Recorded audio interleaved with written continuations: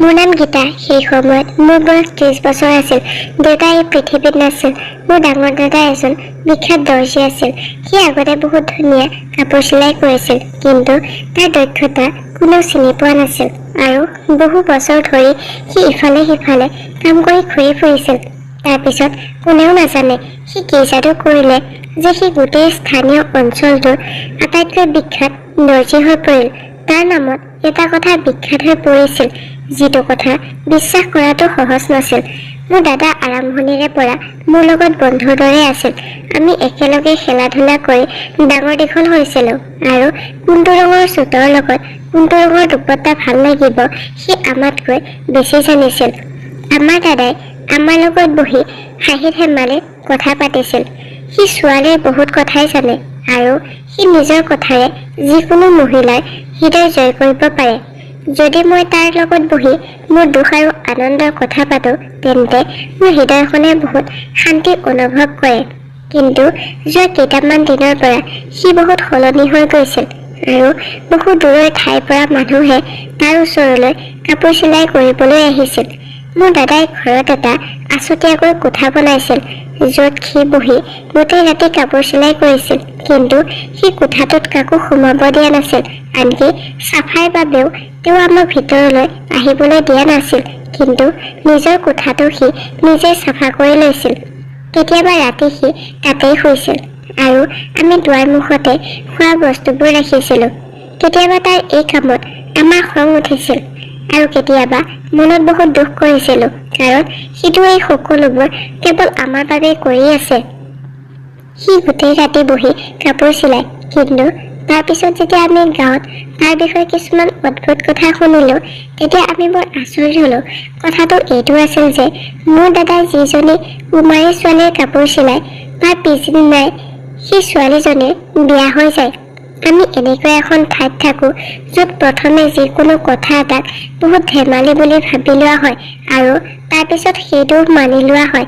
আৰম্ভণিতে এই কথাটো বহুত ঠাট্টা কৰা হৈছিল, কিন্তু এতিয়া মানুহবোৰে এইটো বিশ্বাস কৰিছিল যে মোৰ দাদাই সম্পৰ্ক গঢ় দিয়া এজন ঘটক হৈ পৰিছে। এতিয়া দাদাৰ ওচৰলৈ বহু দূৰৰ পৰা ছোৱালীয়ে কাপোৰ চিলাব আহে। সি যিজনী ছোৱালীৰ কাপোৰ চিলায়, তাইৰ বিয়া বহুত সোনকালে হৈ যায়। কিন্তু আমাৰ দাদাই এই বিষয়ে মা আৰু মোৰ ডাঙৰ বাৰ লগত কোনো কথা পতা নাছিল। যেতিয়া আমি তাক কিবা সুধিব বিচাৰোঁ, তেতিয়া সি একো উত্তৰ নিদিয়ে আৰু বেছিকৈ খং কৰি কয় যে নিজৰ কাম কৰা। এদিন ৰাতিপুৱা এজনী ছোৱালী আৰু তাইৰ মাক আমাৰ ঘৰলৈ আহিল। হাতত মিঠাই আৰু কিছু ফল লৈ আহিছিল। তেওঁ ক'লে, আপোনাৰ ল'ৰাটোৱে এটা আচৰিত কাম কৰিলে। মোৰ ছোৱালীজনীৰ বয়স 28 বছৰ। তাইৰ বিয়াৰ কোনো সম্পৰ্ক অহা নাছিল, কিন্তু মই 2-4 যোৰ কাপোৰ চিলাই লৈ যোৱাৰ লগে লগে তাইৰ বিয়া হ'ল আৰু আমি তোমাক মিঠাই দিবলৈ আহিছোঁ। মই মিঠাইৰ বাকচটো লৈ ল'লোঁ আৰু ছাইড হৈ গ'লোঁ। ভালেই হ'ল, এই অজুহাততে মিঠাই খাবলৈ পাইছিলোঁ। কিন্তু মা চিন্তিত হৈ পৰিছিল, কাৰণ প্ৰতিদিনে এই মানুহবোৰ ঘৰলৈ আহিব, কোনোবাই অভিনন্দন জনাবলৈ আৰু কোনোবাই তেওঁৰ বিষয়ে সুধিবলৈ। মা নিশ্চিত আছিল যে মোৰ দাদাই কিবা বেয়া কাম কৰি আছে, কিন্তু দাদাইতো কেৱল কাপোৰ চিলাই কৰিছিল। কিন্তু কাপোৰ চিলাই কৰি দিয়াৰ পিছত কেনেকৈ কাৰোবাৰ বিয়া হ'ব পাৰে, সেয়া মোৰ বুজা শক্তিৰ বাহিৰত আছিল। আমি দাদাক কিবা সুধিলে সি উত্তৰ নিদিয়ে, কিন্তু মোৰ মনত এটা প্লেন আহিল। বান্ধৱীক ক'লোঁ যে মোৰ দাদাৰ পৰা কাপোৰ চিলাই নিবলৈ। তাই ক'লে যে তাই নিজে মোৰ দাদাৰ পৰা কাপোৰ চিলাব বিচাৰে, কিন্তু তোমাৰ দাদাই সময় নিদিয়ে। মই তাইক ক'লোঁ যে মই তোমাৰ বিষয়ে মোৰ দাদাক ক'ম, কিন্তু তাই মোক সকলো ক'ব লাগিব যে তাই মোৰ দাদাৰ লগত কি কথা পাতিলে। আৰু মোৰ বান্ধৱীজনীও মোৰ বয়সৰ আছিল আৰু তাইৰো এতিয়ালৈ বিয়া হোৱা নাছিল। মই দাদাক ক'লোঁ যে দাদা, মোৰ বান্ধৱী এজনীয়ে তোমাৰ পৰা কাপোৰ চিলাই কৰিব বিচাৰিছে। তেতিয়া দাদাই ক'লে যে মোৰ সময় নাই, লিষ্টত বহুত মানুহ আছে, তাইক কোৱা তাই যাতে 2 মাহৰ পিছত আহে। মই মোৰ দাদাক ক'লোঁ যে মই তোমাৰ ভনীয়েক হওঁ আৰু তাই মোৰ বান্ধৱী। এইদৰে তাইও তোমাৰ ভনীয়েক হৈ পৰিল। যদি তুমি মোৰ কথা নুশুনা, তেন্তে তুমি মোৰ দাদা হোৱাৰ কি লাভ? দাদাই ক'লে যে তুমি বহুত কথা কোৱা, তোমাৰ জিভাখন বহুত দীঘল হৈ গৈছে। মই ক'লোঁ দাদা, প্লিজ তাইৰ কথাটো মানি লোৱা। তাই কাপোৰযোৰ সোনকালে লাগে হেনো। সিহঁতৰ পৰিয়ালটো বৰ চিন্তিত হৈ আছে। তুমি কিবা এটা কৰা। দাদা ঠিক আছে বুলি ক'লে। এসপ্তাহৰ পিছত আহিব দিবা। তাৰপিছত মোৰ বান্ধৱীজনীয়ে মোৰ দাদাৰ দোকানত গৈ তাইৰ কাপোৰৰ জোখ দিলে। তাৰ দুদিনৰ পাছত দাদাৰ কাপোৰবোৰ তাইক ঘূৰাই দিলে। মই লগৰ বান্ধৱীজনীক ক'লো, এতিয়া এই কাপোৰযোৰ পিন্ধা, কাৰণ আমি শুনিছোঁ যে যিকোনো ছোৱালীক দাদাই চিলাই দিয়া কাপোৰ পিন্ধাৰ লগে লগে ছোৱালীজনীৰ বেয়া হৈ যায়। তাই ক'লে, মোৰ বহুত ভয় লাগিছে, মই নাজানো কি হ'ব। মই ক'লো, ভয় খাবলগীয়া কি আছে? মই ভাবোঁ এই সকলোবোৰ মিছা। মানুহক টকা দি এই খবৰটো সকলোতে বিয়পাইছে। এনেকুৱা হ'ব পাৰে নেকি? মোৰ বান্ধৱীয়ে ক'লে, মই অহা মঙলবাৰে এই কাপোৰযোৰ পিন্ধিম। মঙলবাৰে তাই সেই কাপোৰযোৰ পিন্ধিলে। গোটেই দিনটো পাৰ হৈ গ'ল। সন্ধিয়া তাইৰ পৰা মোলৈ ফোন আহিল। তাই মোক যি কথা ক'লে সেয়া শুনি মোৰ ভৰিৰ তলৰ পৰা মাটি নোহোৱা হৈ গ'ল। তাই ক'লে যে মোৰ বিয়াৰ বাবে বহুত ভাল এটা সম্পৰ্ক আহিছে। মোৰ পৰিয়ালৰ সদস্যসকলে এই সম্পৰ্কটো পচন্দ কৰিছে। ল'ৰাটোও দেখিবলৈ হিৰ' যেন লাগে। তোমাৰ দাদাই এজন যাদুকৰ। আচৰিত কথা, আজিয়ে মই এই চুটটো পিন্ধিলোঁ আৰু আজিয়ে মোৰ বাবে বিয়া সম্পৰ্ক আহিল। তাই এই কথাবোৰ এটা উশাহতে কৈ আছিল। মই বুজিব পৰা নাছিলোঁ যে এইটো কেনেকৈ হ'ব পাৰে। মই এই কথা মাক ক'লো। মায়ে মূৰত ধৰি বহি ল'লে। মায়ে নিশ্চিত হ'ল যে দাদা যাদু কৰি আছে। মায়ে নিজৰ বাবে চিন্তিত হৈ পৰিল আৰু ক'লে যে যিজনৰ ঘৰ যাদুৰে চলে সেই ঘৰখনত বানপানী হয়। তেওঁ নিজৰ কথাত ব্যস্ত আছিল, কিন্তু মই জানিছিলোঁ যে যাদুৰে এনেকুৱা একো নহয়। সেয়া যাদু নাছিল। মই মোৰ বান্ধৱীক সুধিলোঁ যে দাদাই তোমাক কিবা দিছিল নেকি পিন্ধিবৰ কাৰণে, নে এনে কিবা অদ্ভুত ধৰণৰ কথা কৈছে নেকি? তাই ক'লে যে তেনেকুৱা একো কথা কোৱা নাই। তেওঁ মাথো সেই একেখিনি কথাই কৈছে যিদৰে সকলো দৰ্জীয়ে কয় যে আপুনি চুটটো কেনেকৈ চিলোৱাটো বিচাৰে। যদি তেনেকুৱা আছিল তেন্তে মোৰ দাদাই মোৰ কাপোৰ কিয় চিলোৱা নাছিল? মোৰতো বিয়া হোৱা বয়স হৈছিল। মোৰ বয়স 30 বছৰ হৈছিল। সি মোৰ কথা কিয় চিন্তা কৰা নাছিল? সি মোৰ ডাঙৰ বাৰ বিয়া 22 বছৰ বয়সতে কৰাইছিল। তেনেহ'লে মোৰ লগত তাৰ কেনেধৰণৰ শত্ৰুতা আছিল যে সি মোক বিয়া দিয়া নাছিল? মোৰ কাপোৰ কানি সি চিলাই দিয়া নাছিল।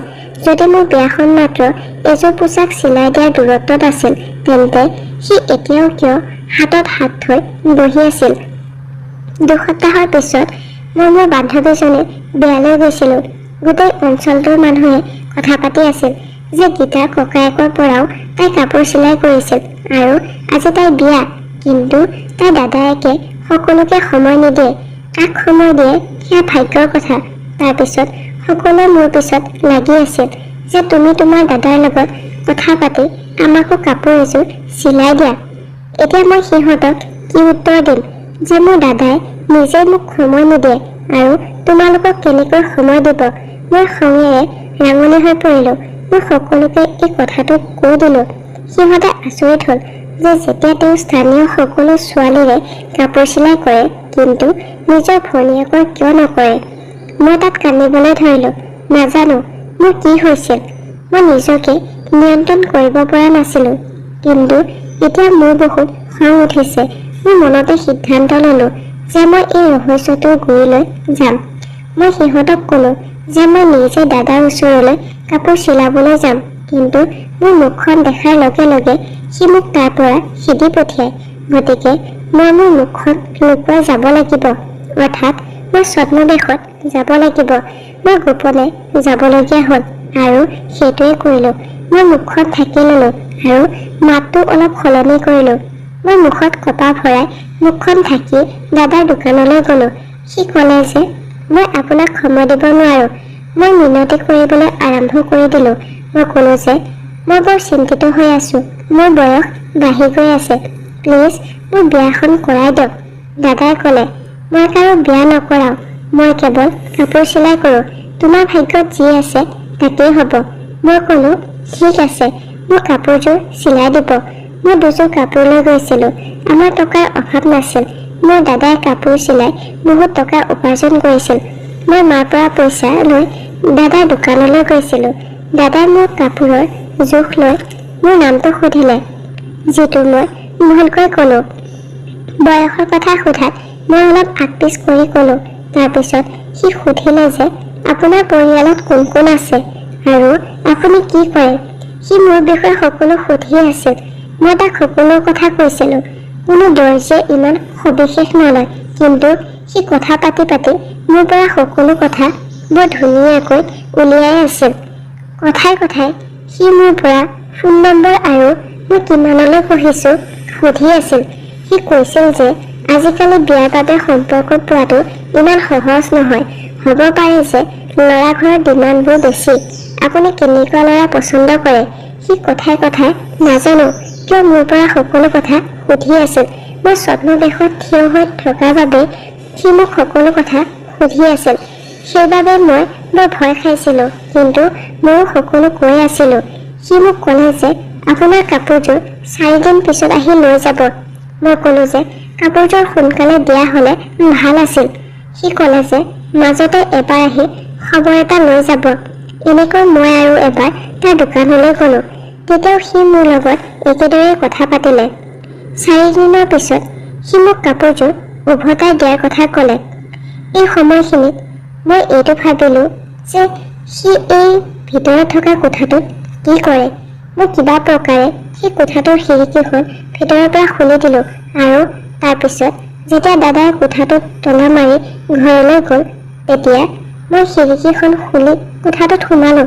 মই আচৰিত হ'লোঁ, কাৰণ এই কোঠাটোত এনে একো বস্তু নাছিল যাৰ পৰা মই যিকোনো অনুমান কৰিব পাৰোঁ।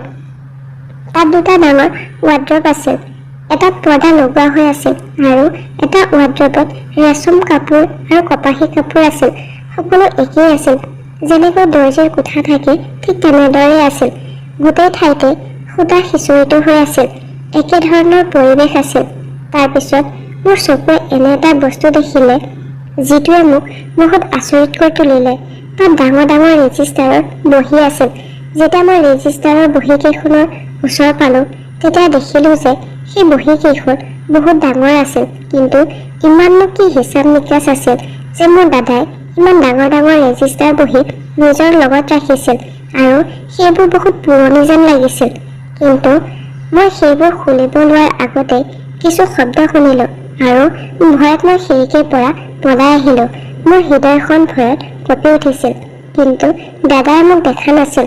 দাদাই কোঠাটোত কিবা এটা পাহৰি গৈছিল আৰু সি তাকে নিবৰ কাৰণে পুনৰ কোঠাটোলৈ আহিছিল। মই সিদ্ধান্ত লৈছিলোঁ যে মই আৰু এনেকুৱা কাম কেতিয়াও নকৰোঁ, কাৰণ যদি সি গম পায় যে মই মনে মনে তাৰ কোঠাটোত সোমাই আছিলোঁ, তেতিয়া সি মোৰ জীৱন কাঢ়ি নিব। মই তাক প্ৰতাৰণা কৰিছিলোঁ, কিন্তু আৰু দ্বিতীয়বাৰ কৰিব নোৱাৰোঁ। সি গম পালে মই নাজানো সি মোৰ লগত কি কৰিব। মা বহুত সহজ সৰল। দাদাই যি কয় তেওঁ সেইটোকে মানি ল'ব। এতিয়া মই দাদাৰ আচল ৰহস্য সকলোৰে আগত আনিম। মই সেই দিনটোলৈ অপেক্ষা কৰিলোঁ যিদিনা মোৰ কাপোৰ চিলাই হ'ব আৰু মোৰ ওচৰলৈ আহিব আৰু মই সেই কাপোৰযোৰ পিন্ধিম। সেইদিনালৈ অপেক্ষা কৰি আছিলোঁ। এই বিষয়ে মই কাকো একো কোৱা নাছিলোঁ, আনকি মই বান্ধৱীকো কোৱা নাছিলোঁ, কাৰণ তাই বিয়া হৈ শহুৰেকৰ ঘৰত ব্যস্ত আছিল। কাপোৰ আনিবলৈ যাওঁতে দাদাই আকৌ এবাৰ মোৰ নামটো সুধিলে। সি মোৰ ওপৰত সন্দেহ কৰা যেন মোৰ অনুভৱ হ'ল। মই ভয়ে ভয়ে নামটো ক'লোঁ। সি ক'লে যে আপোনাৰ কাপোৰযোৰ চিলাই কৰা হৈ গ'ল, আপুনি লৈ যাব পাৰে। তাৰপিছত সেই কাপোৰকেইটা লৈ মই তাৰ পৰা এনেকৈ আহিলোঁ যেন মই আৰু পিছলৈ ঘূৰি নাচাওঁ। কাপোৰযোৰ দেখিবলৈ বৰ ধুনীয়া আছিল। মই ভাবিছিলোঁ যে মই এতিয়া এই কাপোৰযোৰ পিন্ধিম। কাপোৰযোৰ পিন্ধিবলৈ মই বহুত হেঁপাহ কৰি আছিলোঁ, কিন্তু ময়ো এইটো উচিত বুলি ভাবিলোঁ যে মঙলবাৰেই মই সেই কাপোৰযোৰ পিন্ধিম। আজি দেওবাৰ আছিল, গতিকে মই মঙলবাৰ অহালৈ অপেক্ষা কৰিলোঁ। মঙলবাৰে মই সদায় দৰে আছিলোঁ। মোৰ দাদাই মোৰ ওপৰত একো সন্দেহ কৰা নাছিল, কাৰণ মই সেই কাপোৰযোৰ দাদাৰ সন্মুখলৈ যোৱা নাছিলোঁ। মঙলবাৰে মই সেই কাপোৰযোৰ পিন্ধিছিলোঁ। ৰাতিপুৱাৰ পৰা গধূলিলৈকে একো নহ'ল আৰু আমাৰ ঘৰলৈ কোনো নাহিল। মই ভাবিছিলোঁ যে মোৰ বান্ধৱীয়েতো ৰাতিহে মোক খবৰ দিছিল, গতিকে হয়তো কোনোবা আহিব পাৰে। মই মাক ক'লোঁ যে মা, ঘৰটো চাফা কৰাত মোক সহায় কৰা। মই নিশ্চিত আছিলোঁ যে সকলো ৰেডি হৈ আছে, কিন্তু গোটেই দিনটো পাৰ হৈ গ'ল আৰু আমাৰ ঘৰলৈ কোনো নাহিল। পিছদিনা মোৰ এজনী বান্ধৱীৰ ফোন আহিল আৰু তাই ক'লে যে যোৱাকালি আমাৰ ঘৰলৈ কোনোবা মানুহ আহিছিল। তেওঁলোকে কৈ আছিল যে তেওঁলোকে প্ৰীতি নামৰ ছোৱালী এজনীৰ বাবে নিজৰ ল'ৰাৰ বাবে বিয়া সম্পৰ্কটো আনিছে। আমাৰ ল'ৰাৰ বয়স 32 বছৰ, এতিয়াও বিয়া পতা নাই। তেওঁৰ লগত এজন ল'ৰাও আছিল, যিজন দেখাত বহুত ধুনীয়া আছিল। আমি নাজানো তেওঁলোক কোন হয় আৰু আমাৰ ঘৰত কোনো প্ৰীতি নামৰ ছোৱালী নাই আৰু আমি তেওঁলোকক আমন্ত্ৰণ কৰা নাছিলোঁ, কিন্তু তেওঁলোকে ক'লে যে তেওঁলোকক ইয়ালৈ আহিবলৈ কোৱা হৈছে। গতিকে তেওঁলোকে জোৰ দি ক'লে যে আপুনি মাত্ৰ প্ৰীতিক মাতি দিয়ক, আমি ছোৱালীজনীক চাব বিচাৰোঁ। কিন্তু আমি সিহঁতক কি ক'ম? মায়ে সিহঁতক বুজাই বঢ়াই উভতাই পঠিয়াই দিলে যে আপোনালোকৰ কিবা ভুল হৈছে। মোৰ বান্ধৱীৰ মুখৰ পৰা এই কথা মোৰ কাণত পৰাৰ লগে লগে মোৰ ভৰিৰ তলৰ পৰা মাটি নোহোৱা হৈ গ'ল। কাৰণ যেতিয়া মোৰ দাদাই মোক কৈছিল যে আপুনি আপোনাৰ ঘৰৰ ঠিকনাটো লিখি দিব, কিন্তু মইতো মোৰ নিজৰ ঘৰৰ ঠিকনাটো লিখিব নোৱাৰোঁ। গতিকে মই মোৰ বন্ধুৰ ঘৰৰ ঠিকনাটো লিখিলোঁ, লগতে নামটো ভুলকৈ লিখি দিলোঁ যে মোৰ নাম প্ৰীতি বুলি। তাৰমানে ই সকলোবোৰ সঁচা আছিল, কাৰণ মই মোৰ দাদাক যিটো ঠিকনা দিছিলোঁ সেই ঠিকনাটোতে আৰু সেই প্ৰীতি নামৰ ছোৱালীজনীক বিচাৰি সঁচাকৈ বিয়াৰ বাবে সম্পৰ্ক আহিছিল। দাদাৰ ভয়ত মই মোৰ ঘৰৰ ঠিকনা দিয়া নাছিলোঁ। এইবোৰ কথা ভাবি ভাবি মই ইফাল সিফাল কৰি আছিলোঁ। এই সকলোবোৰ কথা মই মাক ক'বলৈ চেষ্টা কৰি থাকোঁতে হঠাৎ দাদাই মোক দেখিলে আৰু মই পাহৰি গৈছিলোঁ যে মই তাৰ চিলাই কৰা কাপোৰ পিন্ধি থিয় হৈ আছোঁ। সি মোক কৈছিল যে মিছলীয়া ছোৱালী, তুমি মোৰ দোকানলৈ ছদ্মবেশত আহিছিলা, মোৰ ওপৰত চোৰাংচোৱাগিৰি কৰিবলৈ চেষ্টা কৰি আছা। তুমি মোক মিছা কথা কৈছিলা। মা, আপোনাৰ ছোৱালীজনী ইমান ড্ৰামেবাজ। মোৰ দাদাই মোক বকিবলৈ ধৰিলে। মই মূৰটো তললৈ নমাই দিলোঁ। মইতো দাদাৰ ৰহস্যটো ফাদিল কৰিবলৈ ওলাইছিলোঁ, কিন্তু সিটো মোৰে গোপন ৰহস্যটো মাক কৈ দিলে। মায়ে ক'লে তোমাৰ দাদাৰ বিশ্বাসঘাতক আৰু তুমি বিশ্বাসঘাতকতা কৰিলা। নাজানো মোৰ সন্তান দুটা কিহে পালে। তোমাৰ দেউতাটো তেনেকুৱা একেবাৰেই নাছিল, ময়োতো এনেকুৱা নাছিলোঁ। নাজানো সি কি কাৰণত গোটেই চুবুৰীটোত বিখ্যাত দৰ্জী হৈ পৰিছে আৰু এতিয়া তুমিও এনেধৰণৰ কামত লিপ্ত হৈছা। মই সকলো কথা মাক ক'লোঁ। দাদাই নিজৰ মূৰত হাত ধৰি ক'লে মই নিজৰ ঘৰতে নিৰ্যাতন। মই তোমাক সকলো ক'ম যাতে তুমি মোৰ পিছ এৰা, নহ'লে তুমি মোৰ ধন ধৰি উঠা কামটো নষ্ট কৰি পেলাবা। তুমি তোমাৰ বান্ধৱীক মোৰ ওচৰলৈ এই উদ্দেশ্যৰে পঠিয়াইছিলা আৰু তাৰপিছত তুমি নিজেও একে উদ্দেশ্যৰে আহিছিলা। শুনা, মই একো ভুল কাম কৰা নাই, মই কোনো যাদু কৰা নাই। মই এজন ভাল দৰ্জী আছিলোঁ, মোৰ হাতত বহুত দক্ষতা আছিল, কিন্তু তোমালোকে জানা যে মানুহে মোক খলাত লোৱা নাছিল। এজন দৰ্জীয়ে মোক 5 বছৰ ধৰি নিজৰ দোকানত ৰাখিছিল। মোৰ কাৰণে তেওঁৰ দোকানখন চলি আছিল। মোৰ কেৱল মাত্ৰ সেই এটাই কাম আছিল, কিন্তু তেওঁ মোক সম্পূৰ্ণ দৰমহা নিদিয়ে। ময়ো সিদ্ধান্ত লৈছিলোঁ যে মই নিজৰ কাম নিজেই কৰিম, কিন্তু দৰ্জীৰ কাম তেতিয়া সফল হয় যেতিয়া তেওঁলোকৰ নাম বিখ্যাত হয়, আৰু কেতিয়াও দৰ্জীৰ নাম সোনকালে বিখ্যাত নহয়। বিখ্যাত হ'বলৈ বছৰ বছৰ সময় লাগে। মোৰ এজন বন্ধু আছে যিয়ে মেৰিজ বিয়ৰো খুলিছে। তাৰ কাম ভালকৈ চলা নাছিল, কিন্তু তাৰ ওচৰলৈ বহুত ভাল ভাল সম্পৰ্ক আছিল। যেতিয়া অবিবাহিত ছোৱালী মোৰ ওচৰলৈ আহিছিল তেতিয়াই গম পাইছিলোঁ যে তাই বিয়া হোৱা নাই। মই তাইক সকলো সোধ-পোছ কৰিছিলোঁ। তাইৰ নাম কি, তাইৰ বয়স কিমান, তাই কিমানলৈ পঢ়িছে, তাইৰ পৰিয়ালটোত কোন কোন আছে, তাইৰ জাতি কি, তাই কি ঠাইত বিয়া হ'ব বিচাৰে, তাই কেনেকুৱা ল'ৰা পচন্দ কৰে। এইটোৱে আছিল মোৰ মহিলাৰ লগত কথা পতাৰ ধৰণ। মই সিহঁতক কথাই কথাই সকলো কথা সুধি লৈছিলোঁ। নাৰী বহুত সহজ সৰল। মই তেওঁলোকক মূৰ্খ বুলি নকওঁ, কিন্তু তেওঁলোক সহজ সৰল নিশ্চিতভাৱে হয়। সেইবাবেই সিহঁতে মোক কথা বতৰাত আহি সকলো কথা খুলি কয়। সেয়া দৰ্জী হওক বা এজন গাখীৰ বেচা মানুহ। কেতিয়াবা তেওঁলোকে দোকানীতকৈ বেছি মুকলি হৈ মনৰ কথা বতৰা পাতে। এনেকুৱা লাগে যেন সঁচাকৈ তেওঁলোকৰ তেজ-মঙহৰ সম্পৰ্ক আছে, আৰু মই প্ৰায় সহজ সৰল ছোৱালীবোৰক টাৰ্গেট কৰোঁ। যেতিয়া দাদাই টাৰ্গেট কৰোঁ বুলি ক'লে মাৰ এপাত চৰ চিধা আহি দাদাৰ কালত পৰিল। দাদাই মোৰ মাৰ মুখখন চাই থাকিল, কিন্তু মাক নেদেখাৰ ভাও জুৰিলে, কাৰণ টাৰ্গেট কৰাৰ অৰ্থ এইটো আছিল যে কাপোৰ চিলাই কৰা। তাৰপিছত দাদাই কথাখিনি সম্পূৰ্ণ কৰিলে যে মই যদি কোনো মহিলাক বুদ্ধিমান বুলি ভাবিছিলোঁ তেন্তে মই তেওঁক কওঁ যে মোৰ হাতত সময় নাই। তাৰপিছত মই মোৰ কথাৰে তেওঁৰ সকলো পৰিচয় উলিয়াই লওঁ। এই তদন্ত অনুসৰি মই মোৰ বন্ধুক সম্পৰ্ক বিচাৰিবলৈ কৈছিলোঁ। সি 2 দিনৰ পিছত ল'ৰাৰ সম্পৰ্কটো তেওঁলোকৰ ঘৰলৈ পঠিয়াই দিছিল। তাৰপিছত যেতিয়া তেওঁলোকে ঘৰতে বহি নিজৰ প্ৰয়োজনীয় বস্তু পাব, তেতিয়া তেওঁলোকে কিয় নাকচ কৰিব? এতিয়া তোমালোকে বুজিলানে মোৰ কাম কৰা প্ৰক্ৰিয়াটো? দাদাৰ কথা শুনি এতিয়া ময়ো বুজিলোঁ যে সেই ৰেজিষ্টাৰ বহীকেইখন মই মোৰ দাদাৰ কোঠাত দেখিছিলোঁ। সেইকেইখন চাগে বিয়াৰ বাবে তেওঁলোকৰ বিষয়ে তথ্য আছিল। সি কৈছিল যে মই যাতে এই কথাটো কাকো নকওঁ, সেয়েহে মই এই কথাটো কাকো কোৱা নাছিলোঁ আৰু অলপ বেয়া হৈ পৰিছিলোঁ যাতে মানুহে মোক বেছি প্ৰশ্ন নকৰে। এইদৰে মই সম্পৰ্ক কৰা দৰ্জী হিচাপে বিখ্যাত হৈ পৰিলোঁ। মোৰ কাম বহুত আগুৱাই গ'ল। মোৰ বন্ধুৰ কামো বাঢ়িবলৈ ধৰিলে। আগতে এবছৰত প্ৰায় 10-12জন গ্ৰাহক পোৱা গৈছিল, কিন্তু এতিয়া প্ৰতি সপ্তাহৰ পিছত এজনী ছোৱালী বিয়া কৰাই দিছোঁ। গতিকে ইয়াত কি ভুল আছে? আমাৰ পদ্ধতিটো অলপ বেলেগ হ'ব পাৰে, কিন্তু আমাৰ উদ্দেশ্য বেয়া নহয়। মা, আপোনাৰ ল'ৰাটোৱে মানুহৰ ঘৰ মৰহি দিয়ে। এতিয়া যদি আপোনাৰ মন গৈছে তেন্তে মোৰ গালত আৰু এটা চৰ মাৰক। মোৰ মায়ে মূৰটো তলমূৰ কৰি মোৰ গালত এটা চুমা খালে। মই দাদাক ক'লোঁ যে এই সকলোবোৰ যদি এনেকুৱা হয় তেন্তে তুমি মোক এতিয়াও বিয়া কৰাই দিয়া নাই কিয়? মইতো তোমাৰ নিজৰ ভনী আছিলোঁ। তেতিয়া সি ক'লে, পাগলীজনী, মই তোমাৰ বাবে এটা ভাল সম্পৰ্ক বিচাৰি আছিলোঁ। এনেকুৱা সম্পৰ্ক বিচাৰি ফুৰাৰ প্ৰয়োজন নাছিল। মই তোমাৰ বাবে আটাইতকৈ ভাল সম্পৰ্ক বিচাৰি পাম। এতিয়া মাত্ৰ বুজিবা যে তোমাৰ দাদাই ইমান দিনে বিপদত আবদ্ধ হৈ আছিল। সদায় এইটোৱে ভাবিছিলোঁ যে মই আজি তোমাৰ কামটো কৰিম। এনেকৈ থাকোঁতে যে ইমান সময় পাৰ হৈ গ'ল গমেই নাপালোঁ। কিন্তু কেতিয়াবা দেৰি হোৱাও বহুত ভাল কামৰ লক্ষণ।